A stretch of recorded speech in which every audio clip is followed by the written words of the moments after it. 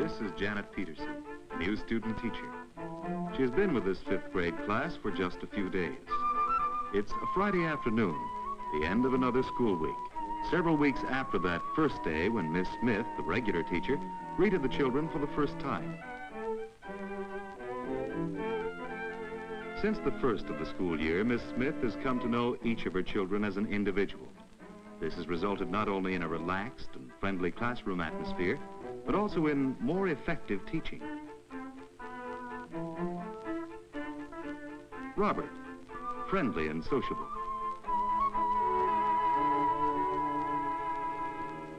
Ruth, much more cheerful now.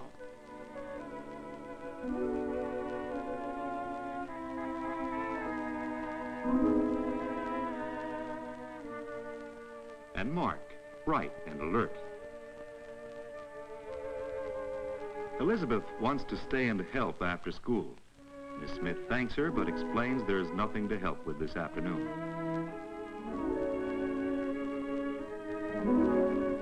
John, still unresponsive and withdrawn.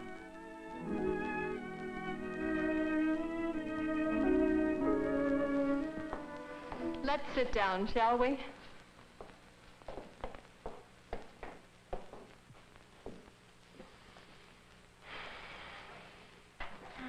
How do you do it? How do I do what? How do you get to know the children so well? Which child? Well, all right. How did you find out about Robert? Begin by using your eyes and ears. You see him, for instance, in the reading circle, struggling with material that others read easily.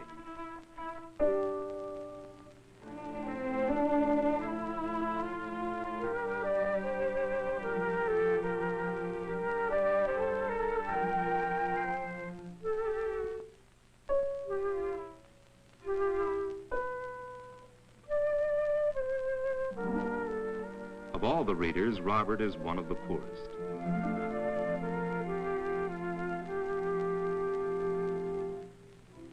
Before the class begins, when no one expects to be watched, you watch.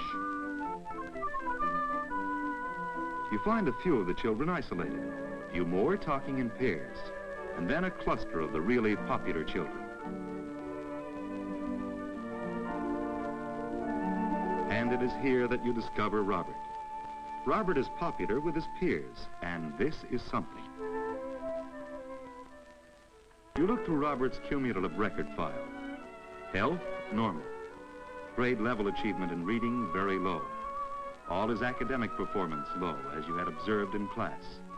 His educational age is low, but then so is his IQ, as you might expect.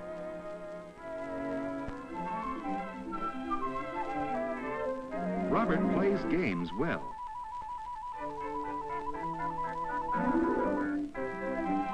Physically and with his hands, Robert shows up better than he does in more formal aspects of schoolwork.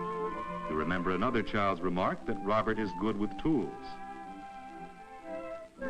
Academic tests never reveal a complete picture of a child's potentialities. Robert, with his limited powers of intellectual achievement, nevertheless has much to contribute to a unit on transportation. You see the confidence and pleasure of a young craftsman. Robert is not a mechanical genius, but he can work better with concrete materials than with symbols. Here is our pattern, and we build on strength.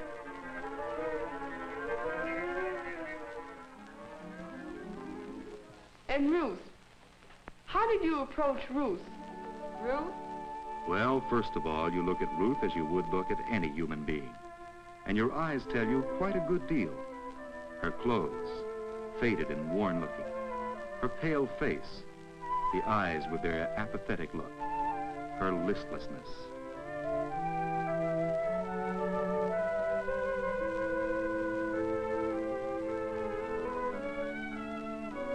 And then you find things out from other teachers. You pool information with these teachers. You compare notes on brothers and sisters from the same family, from the same child whom other teachers have had before. You know Ruth's mother is dead, but you know little else about her family. You discover that Mrs. Ellingwood, who had Ruth last year, has visited Ruth's home. She describes the poor neighborhood and the run-down condition of the little house where Ruth lives with her father and baby brother.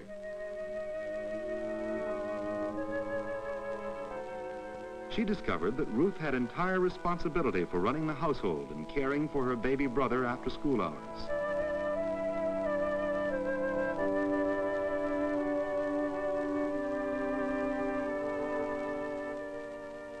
You look up the records on Ruth. You find that her IQ is normal, but her academic progress considerably below that of other pupils with comparable intelligence. After noting her poor attendance in previous years, you check the health records and find indications of illness and frail physical health. So you make a date to visit the school nurse to consult with her about Ruth.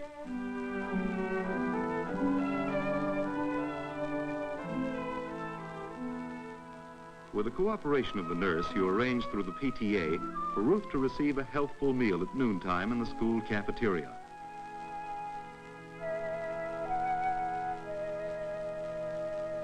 And then you do something else, which is a kind of observation, but under controlled conditions. You keep Ruth after school a couple of minutes one day on some pretext. You dig into your desk drawer and pull out a hair ribbon. You tell her that you just found the ribbon last night, and you thought of her, that it would go nicely with her complexion.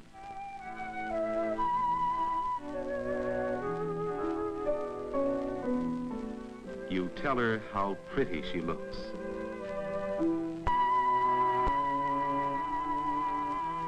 And then know that by using your eyes and your head and your heart together, you've begun to get somewhere with this child.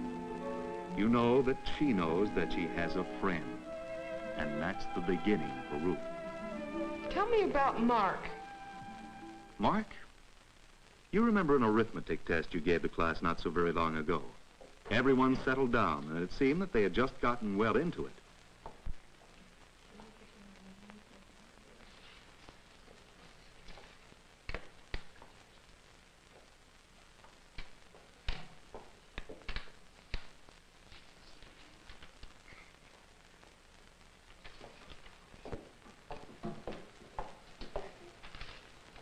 Why, Mark, that's very flattering. May I have it? I'd like to add this to my collection. And now, young man, I assume you're finished with your arithmetic paper? May I please have it? Thank you. And you discover that your assumption was correct. Mark is finished, and without an error. Right there was the nub of your trouble with Mark.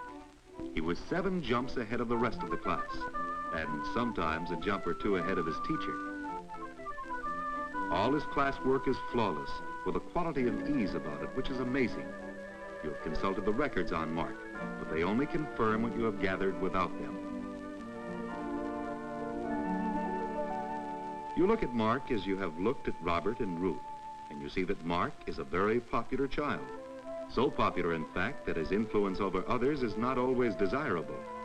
Something happened a couple of weeks ago which brought this out. You had noted it down in the behavior journal.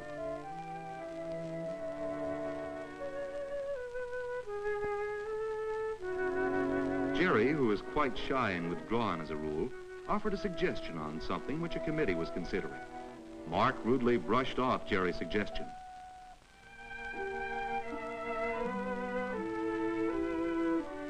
It wasn't too practical an idea, as you happened to overhear it, but Jerry deserved better treatment. You could see the effect on Jerry, and so there was only one thing to do. Interrupt Mark and check his rudeness.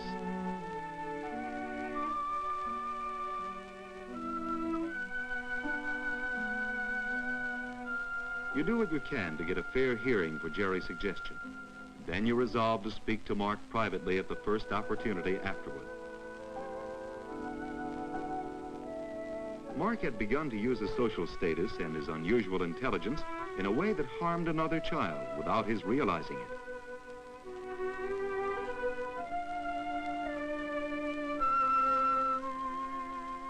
The arithmetic test had been typical also.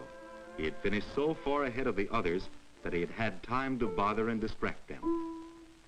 You made an appointment to talk with his mother and father. You had to reassure them that you had not come because Mark was doing poorly or because he had been bad.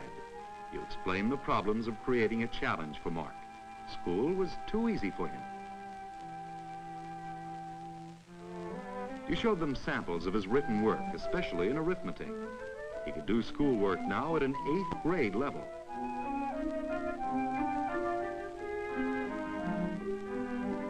Mark, you explained, was an unusually gifted and intelligent boy. If you could not challenge him, there was no end to the amount of mischief in which he could involve himself. Your continual problem was to keep him occupied and interested. But you talked his parents out of the idea that Mark should skip a grade. That would create more problems than it would solve. And at any grade, the problem would remain essentially the same. Things had to be found which challenged Mark. Mark's father, who was an engineer, told you about Mark's interest and activity in photography. Together, they had built a darkroom, and together they had learned the many steps involved in making a photograph. Each picture was theirs, the product of a joint project.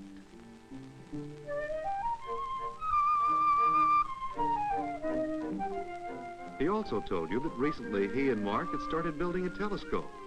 This had aroused in the boy a considerable interest in astronomy.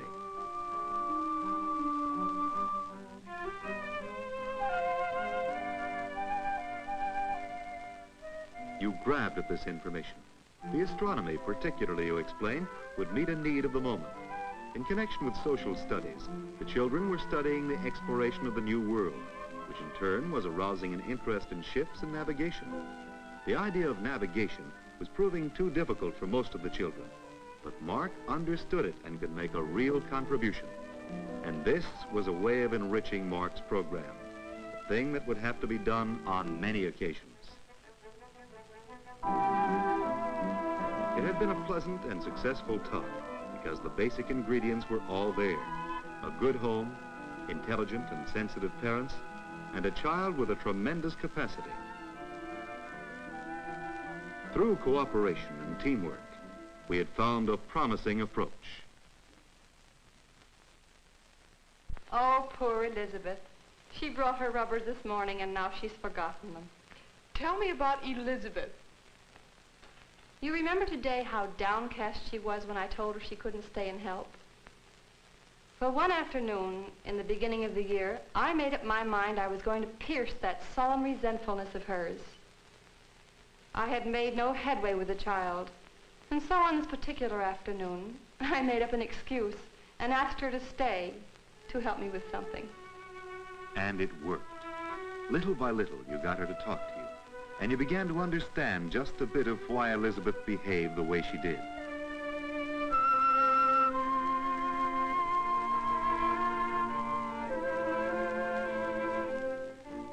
Elizabeth volunteered several times afterward to stay and help.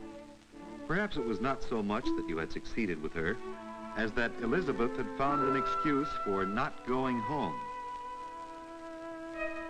But now, when you looked at Elizabeth the same way you have looked at Robert and Booth and Mark, you get a feeling of why there was the sourness, the hostility, and the isolation.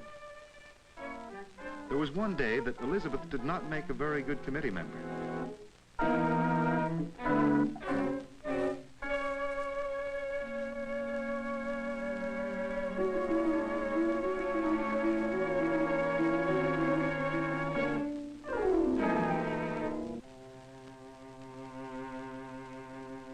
Anger with sudden explosiveness. You could see no reason at first why she did it. Then you remembered that that morning Elizabeth had told you that her parents had been fighting. You'll take that dress back tomorrow. I will not. That money was for the rent. You stole it like a common thief. How dare you talk to me like that? Tell it to the landlord.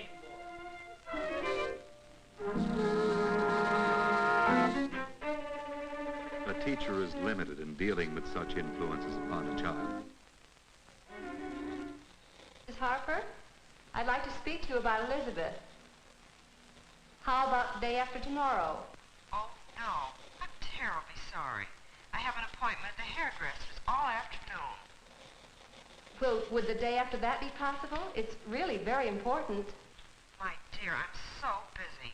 Some friends are coming to my house, and I invited them so long ago. Has Elizabeth been bad? Oh, no, it isn't as simple as that. Why don't you name a time next week? Any time after school. In the afternoon or in the evening? Well, really, if it isn't that Elizabeth has been a bad girl, I don't see why you can't tell me what it is now. I'm afraid we couldn't discuss it adequately over the phone. Oh, there's someone at the door. If you'll excuse me, why don't you call me some other time, Miss Smith? I must go now. Very well.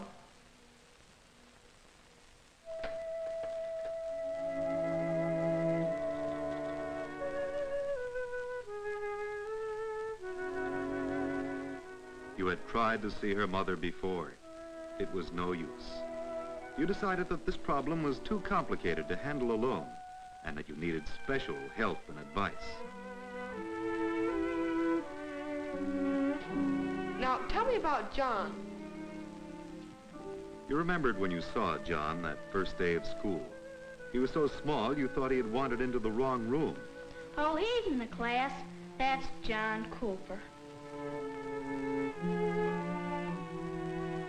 Of all the children, little John is one of the biggest problems. There was always the feeling of something missing from the pieces of the puzzle.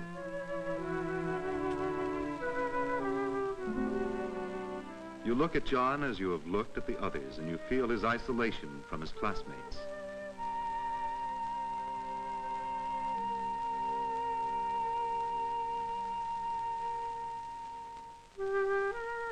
He has as much difficulty with school as Robert, but the differences between the two boys are striking. In athletics and physical activity, for instance.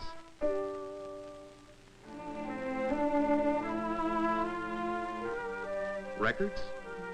They were interesting and revealing. Educational age is low as Robert's, but significantly, his IQ is not a low one.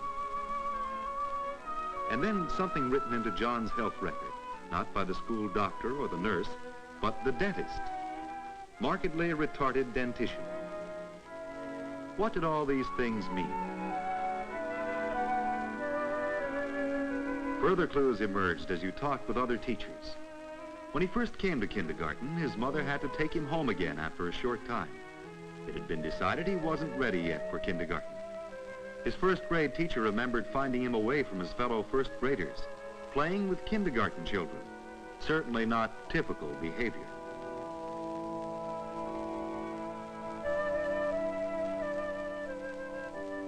Only yesterday you had gone to a staff conference. You had requested it. The principal, Mr. Jones, presided. It was devoted exclusively to the problem of John. Each of us had his say, with varying guesses and insight. And finally, after everyone else had a turn, Miss Black, the school psychologist, began to put all the pieces together to make a pattern which made sense.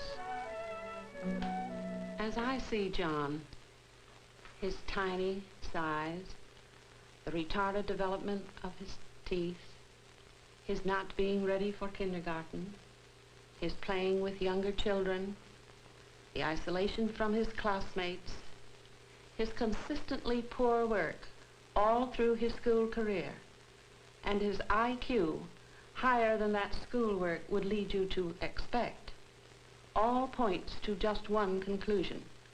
John is growing more slowly than other children of his age. I'm sure that must be it. But now what do we do about it? How do we proceed with John?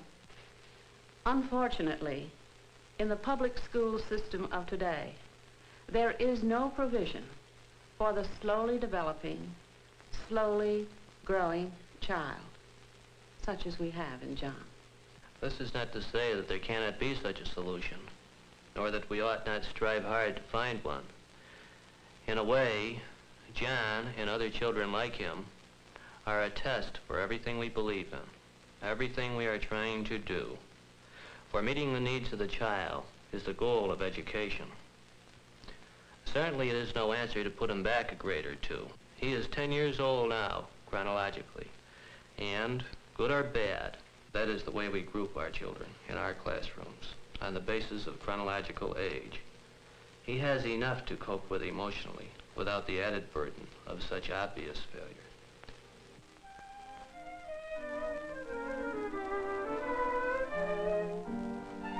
Could we go over all of it briefly so I can be sure to get it all down? Certainly. First, there is observation. A teacher must use her eyes and ears.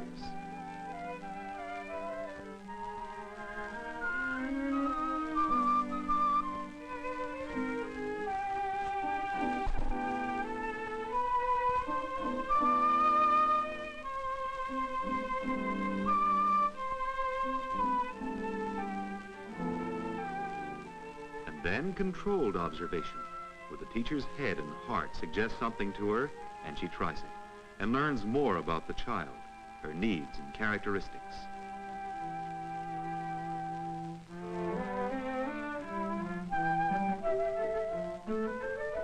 The records on all of the children. You find out what their IQs are, their educational ages, other teachers' notes and observations. You check their health records. The behavior journal, a valuable aid in revealing to a teacher the pattern of a child's behavior from the bits and pieces of her isolated observations. You share information with other teachers. Compare notes on brothers and sisters in the same family. Discuss the same child when the other teacher has had the child previously. You try to arrange interviews with parents. This is not always possible, but you try when a parent interview is indicated. When they are successful, parent interviews can provide the basis for the sort of teamwork sometimes necessary and always helpful in dealing with the problems of children. You arrange for a staff conference with a particularly difficult problem so that several minds can go to work on it.